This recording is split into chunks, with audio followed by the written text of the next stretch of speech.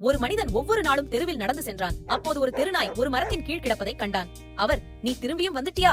என்று கத்தினான். பின்னர் அவன் அந்த நாயை உதைத்து சிரித்தான். நாய் பயத்துடனும் வலியுடனும் ஓடிவிட்டது. அடுத்த நாள் அந்த மனிதர் தான் எப்போதும் செய்த அதே காரியத்தை செய்ய விரும்பினார். ஆனால் அவர் நாயை தேட மரத்தை நோக்கி செல்லத் தொடங்கிய போது ஒரு பெரிய மரக்கிளை உடைந்து அவனது தலையில் விழுந்தது.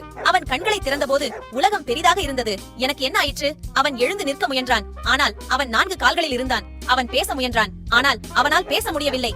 நான் ஒரு நாயாக மாறிவிட்டேனா? இப்பொழுது அவன் நாயின் உடலில் சிக்கிக் கொண்டான். அவன் பசியுடன் இருந்தான். எல்லோரும் அவனை தள்ளிவிட்டார்கள். இரவில் அவன் ஈரமான தெருவில் தூங்கினான். ஒரு கணம் மழை பெய்த போது ஒரு மர்மமான மனிதர் அவனை அணுகி அவனது தலையை இறுக்கிக் கொண்டு, "இப்போ புரியுதா நீ அந்த நாயை எப்படி கஷ்டப்படுத்தினு?" என்றார். அடுத்த கணம் அந்த மனிதர் தனது படுக்கையில் விழித்தார். மரத்தின் அருகே விரைந்து சென்று நாயை பார்த்தார். அவர் நாயை எடுத்து வீட்டிற்கு அழைத்து வந்தார். அவனுக்கு உணவும் தண்ணீரும் கொடுத்தார். அன்றிரவு அந்த மனிதனின் கனவில் அதே மர்மமான மனிதர் மீண்டும் தோன்றி ஒருவரை கொடுமைப்படுத்துவதற்கு பதிலாக அவர்களுக்கு உதவுவது முழு உலகத்தையும் மாற்றாமல் போகலாம், ஆனால் அது அந்த நபருக்காக உலகை மாற்றக்கூடும் என்றார்.